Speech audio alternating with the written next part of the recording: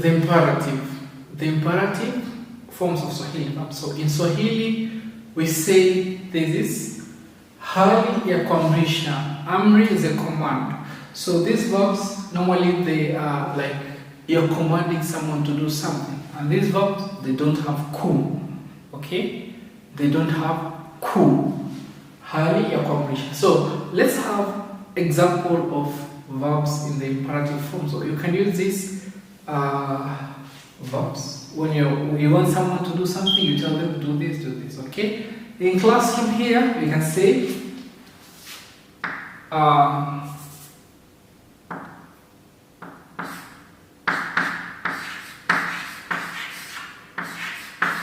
fungua. I have a book. Fungua kitabu.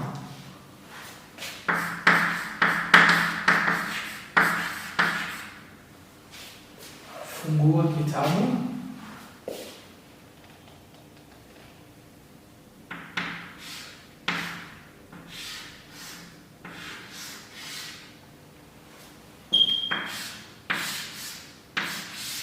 Okay, fungua kitabu. Moja. Hapa, open.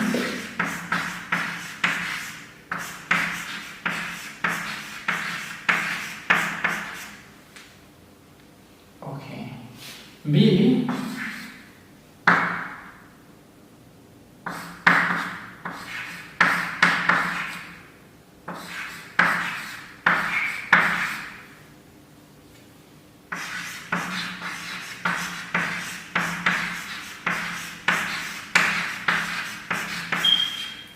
Fungua kitabu.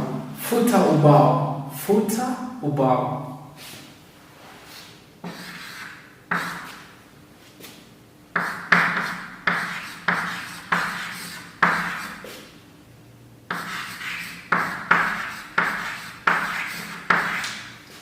Funga mlango. Funga mlango.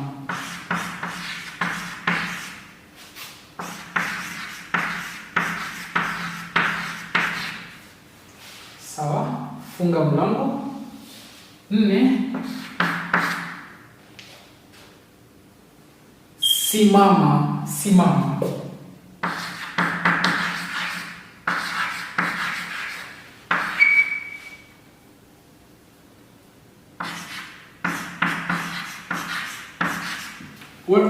Every time I hear the word simama, okay, this word has 2 meanings. One is stand. So normally we say stand, simama juu, simama juu.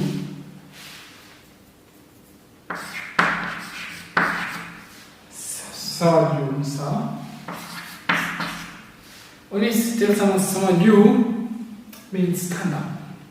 Also you say simama, polisi anakwambia simama, simama, stop, simama.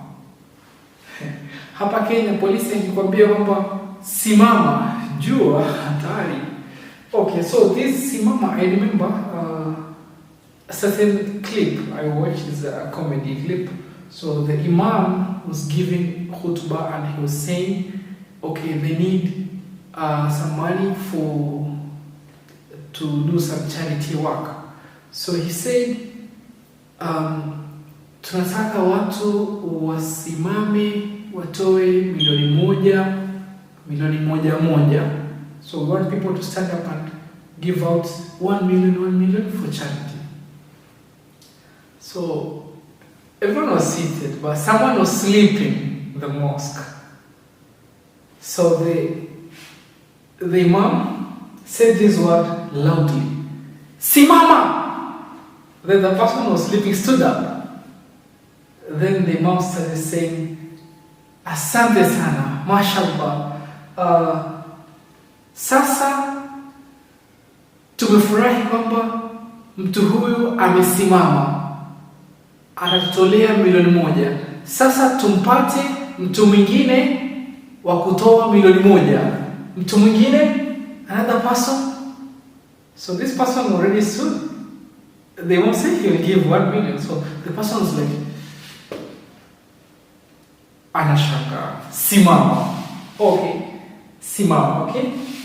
Keti chini, keti chini, keti chini.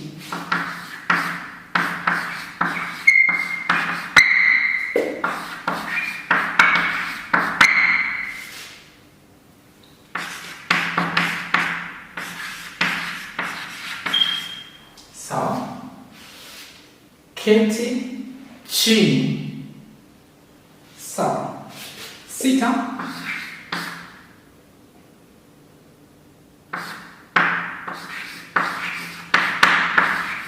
Ingia.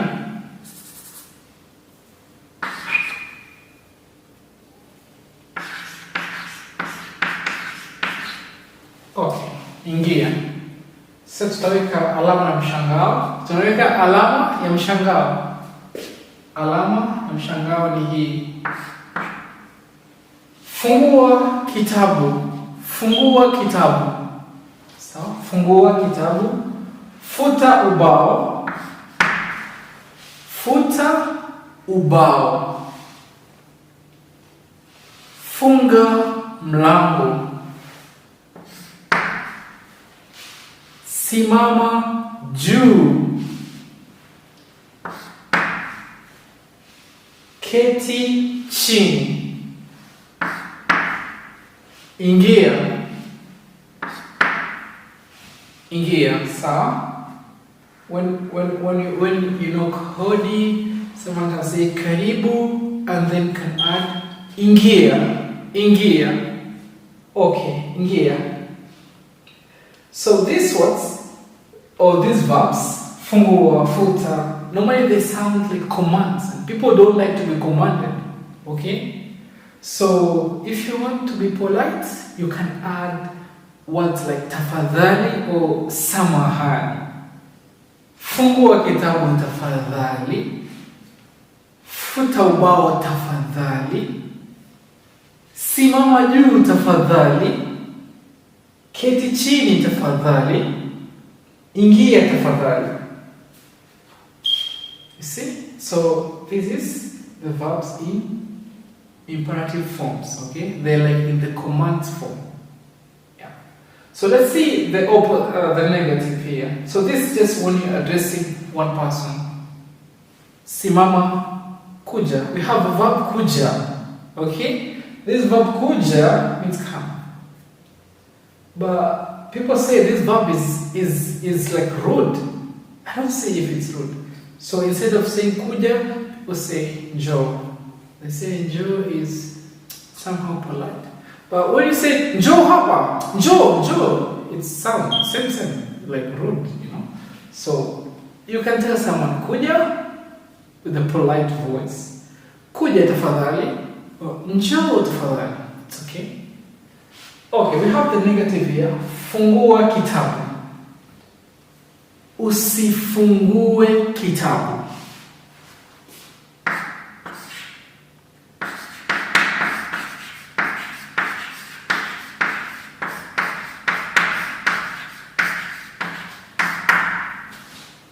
Usifungue kitabu. Yeah.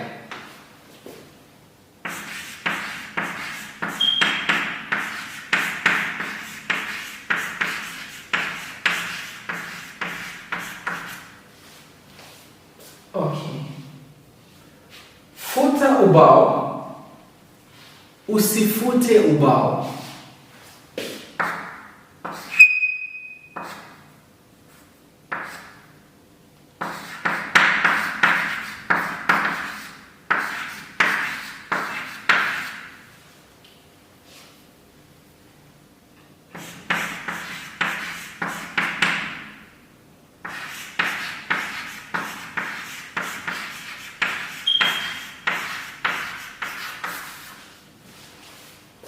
Funga mlango. Funga mlango.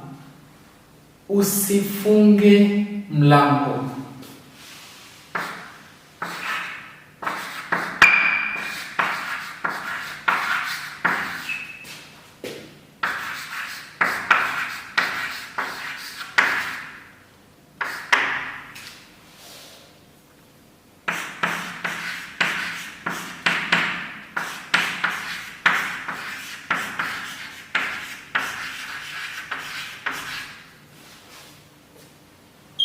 Simama juu. Usisimame juu.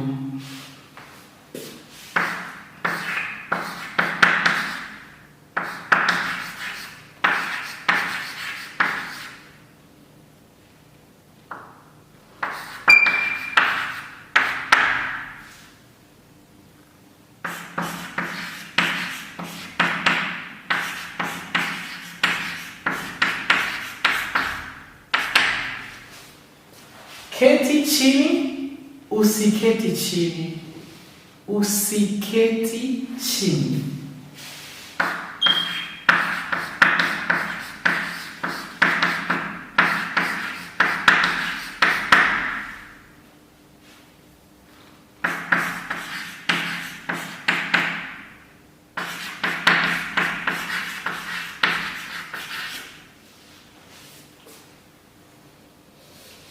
Ingia, usiingie.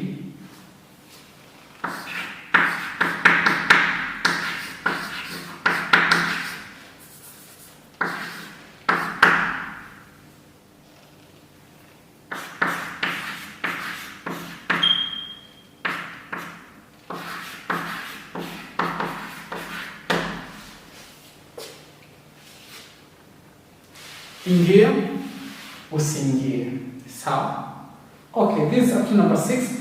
We have more lists and more explanations, so I'll just have to erase this one. But before I erase, I read the positive words, I read the positive imperative form, you read the negative, okay?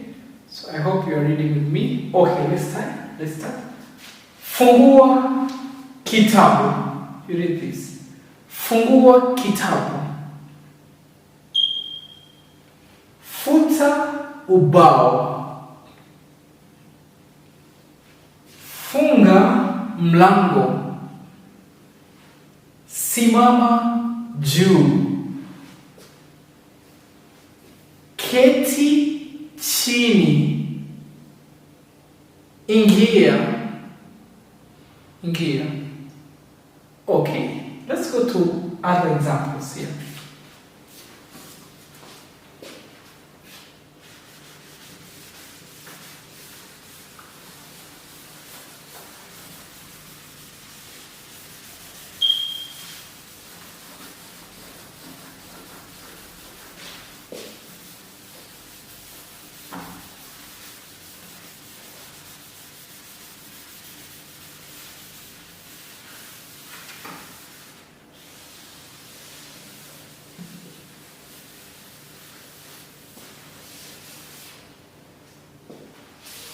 Sawa.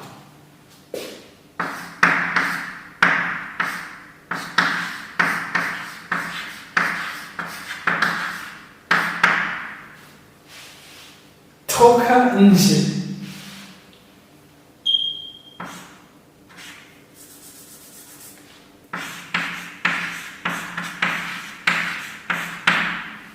Toka nje.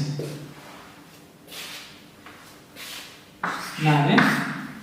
Nani nitaandika na rangi nyingine, chaki ya rangi nyingine. Kula.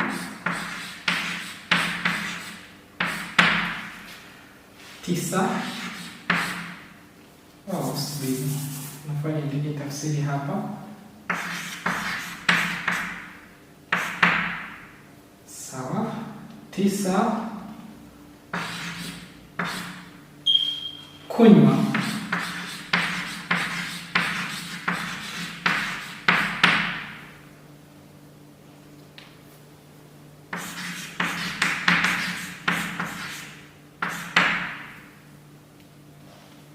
Kumi.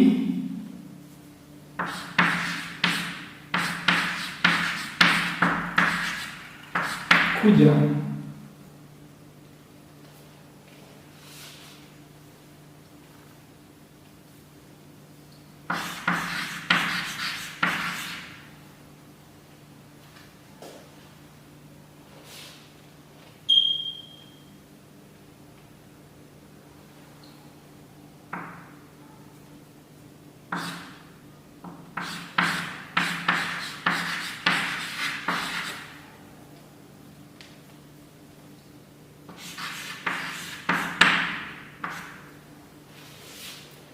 Sawa. Moja hapa. Tutaangalia 7. Toka nje. Toka nje. Yeah, this also reminds me of something. When I was a student, I'm still a student. But when I was a student in high school, our teacher now, when you come late, you kneel out. Okay? You kneel out. So this teacher say, toka nje. Toka nje. In this case, so it's just like telling you get out.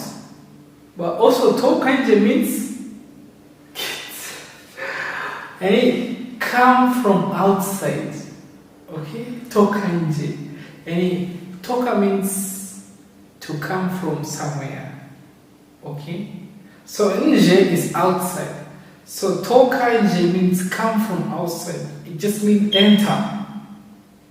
Toka nje also means get. If you're in class, get out. Out of the class. Okay? So we were kind of confused. Toka nje. Is the teacher telling us to enter? Or the teacher telling us to go out? But that case we are outside, so we don't know if he will say, when we enter again, he will say, I said toka nje. You see, we are very confused. Okay. Toka nje. Kula. Kula. Kula. Kunywa. Kunywa. Kuja. Kuja. Kuwa. Kuwa. Okay? So here, kula, maybe you have your friend, you serve him food, and you tell him, kula. Kula. Or normally, when you say have a meal, we say karibu chakula. You tell someone karibu chakula. Okay? So normally we just don't say kula, kula. When kula, you can say kula, but it's more nice to say karibu chakula. Or instead of saying kunywa, drink, karibu kinywaji. Kinywaji is a drink. Karibu kinywaji means welcome to the drink. Have a drink. Karibu kinywaji. Okay, we have another verb is keti means sit. Sit, okay? When the guest has come and you want to tell the person have a seat, you don't say keti, keti. Or when you want to say keti, you can say keti tafadhali. Or just say karibu kiti. Kiti is a chair. Kiti is seat. Now the seat, the noun verb seat. Okay? Kiti. Karibu kiti. So, okay, so here, kuja, kuwa, be. Kuwa. Okay. Let's see the negative forms of this. Now here you can help me. Okay. Toka nje, usitoke nje. Usitoke nje.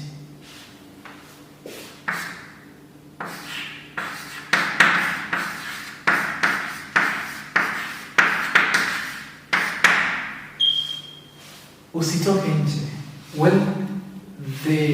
When maybe outside is not safe, you're telling people, don't go out, please. Don't go out. Usitoke nje. Usitoke nje. Okay? Or maybe don't go out at night. How do you say don't go out at night? Night is usiku. We just say usitoke nje usiku. So here usitoke nje.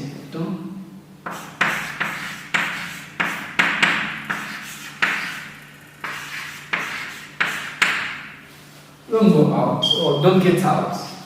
I don't know which one is correct. Don't go out. Don't get out. Okay, let's see.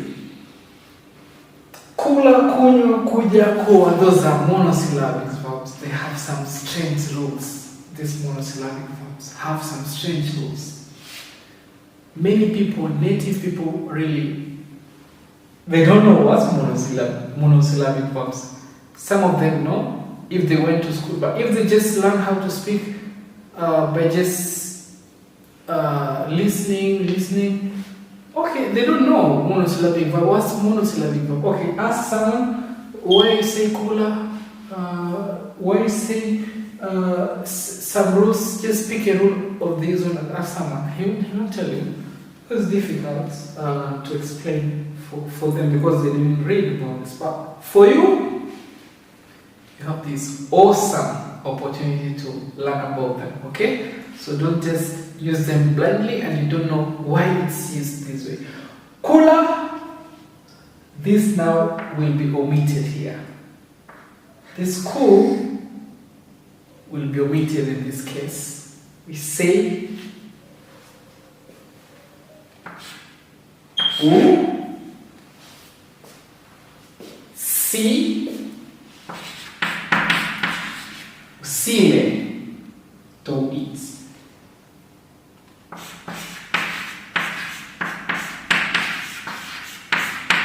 Okay, don't eat. Kunywa, drink.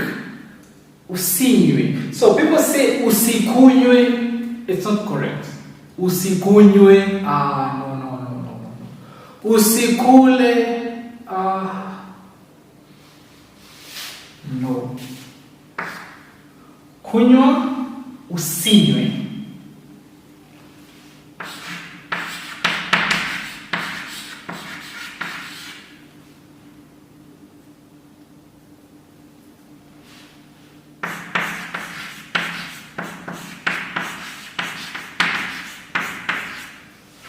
Don't drink.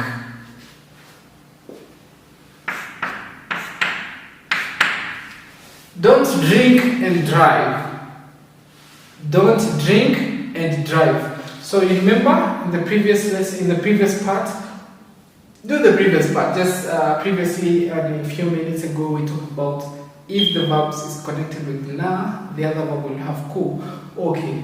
Don't drink and drive will be usinywe na kuendesha gari. Usinywe na kuendesha gari. Okay? Kuja will be usije. I know you've already answered in your mind. Usije.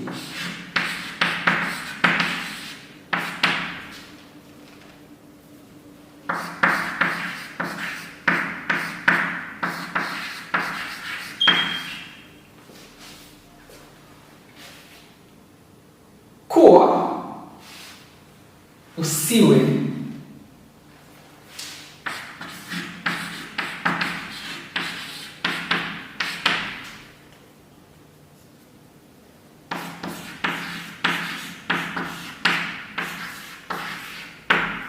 Okay, don't be. Usiwe mchokozi. Don't be someone who disturbs people. Someone who disturbs people is mchokozi. Yeah? Someone who disturbs people. Usiwe mjanja. Don't be cunning. Usiwe mjanja. Okay? Usiwe mvivu. Don't be lazy. If you tell someone don't be something, usiwe mvivu. Usiwe. Don't be, okay? Usiwe. So this is how we negate these forms and these forms, okay? So here, kuja, we have the other one. I said, njo. You can't say here, usinjo, okay? Yeah, so it's quite confusing to people when you tell them, oh, njo, okay. I don't say kuja, why? So you say njo, okay. Can I say usinjo? Now the person will become mad at you. If you say usinjo, you say njo, but no usinjo. You say usije. You see? Njo only apply when you're telling someone come or come you all, you say njo. Okay, so this is just you're telling one person. Let's learn if you're telling many people. How will you tell them many people? When you're telling many people, normally what you do, add ni at the end of these words, okay? Ni. Okay, so here, tokanje. Tokanje will be, not ni, but we have something that changes. So I'll write here the plural forms and you'll see.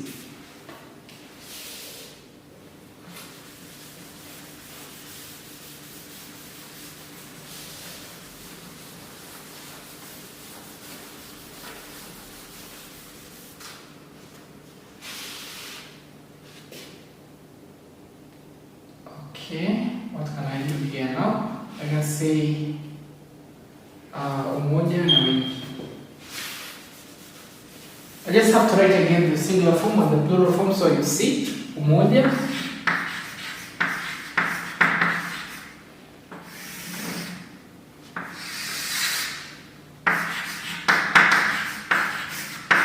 Wingi. Okay. Simama. Simama.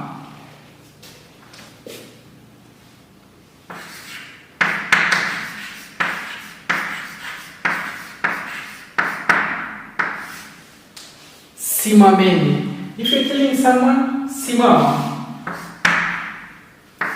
Many people, simameni. Simameni, okay? Cheza.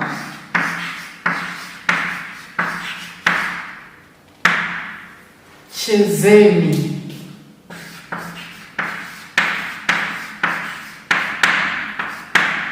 Like this. Lala.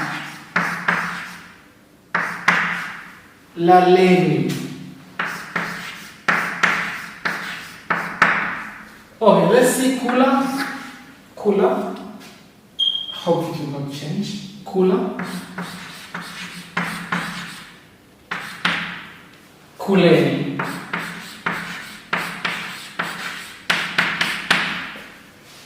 Kunywa.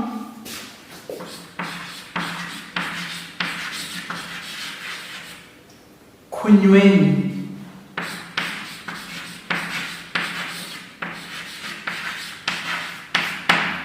Kunyweni. Kuja. Kujeni. And if you use njo, it will be njoni. Njoni. You see?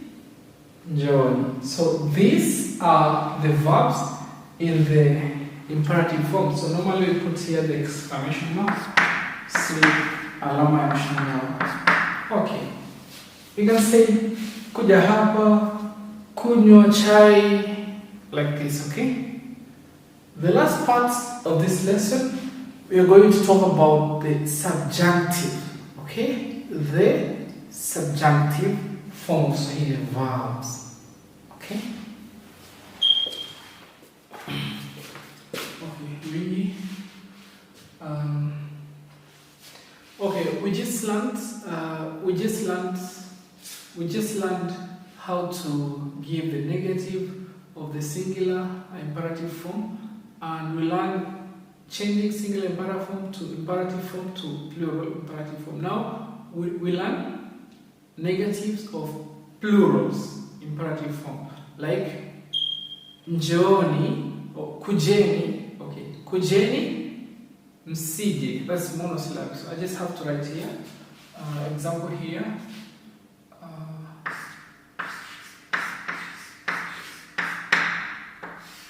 Laleni, laleni,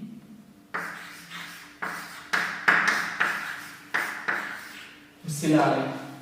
So this is a plural. This laleni, sleep. You all sleep. Msilale, don't sleep. So this you are giving instructions to a group or maybe two or more people. Laleni, msilale.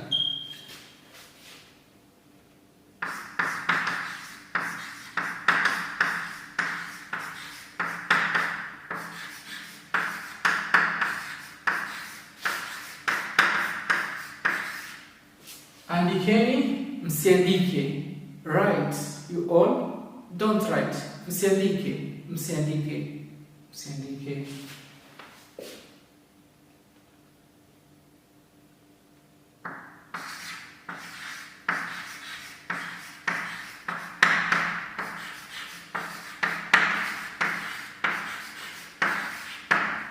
someni, msisome. Someni, msisome. So you notice that normally these verbs in the imperative forms, here they are ending with this a. And also here, like this is the plural form. But in singular form, like it's ending with a. Lala, you're telling someone lala, okay? Usilale, that is negative. Usilale. We have verbs that we have borrowed from other languages, like Arabic. So those verbs, they will not change. That final R will not change. And not final R. Those verbs that we have borrowed, they don't end with R. Okay? So let me write some of the list of verbs that we borrowed from Arabic language. Okay? So we have here verb is fikiri.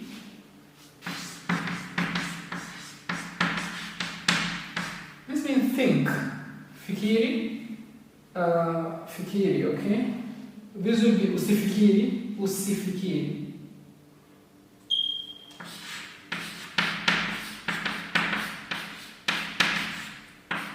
So if it's a plural form, will be fikirini. Then the negative also here will be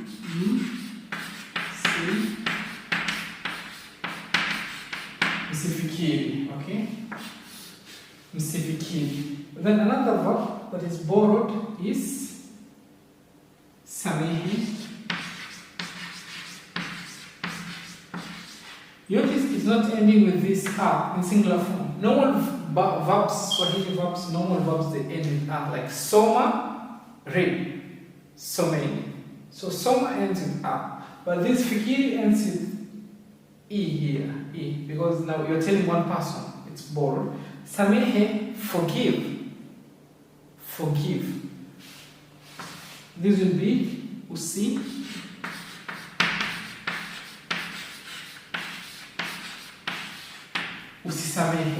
Don't forgive.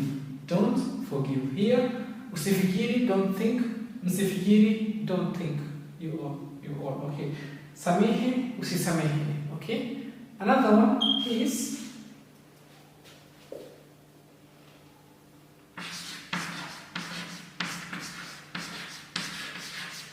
shukuru is to give thanks, to say thank you. When you say thank you, we say unashukuru, yani unashukuru means you are giving thanks. Okay, shukuru, be grateful or give thanks. Usishukuru, don't give thanks or don't be grateful. Usishukuru,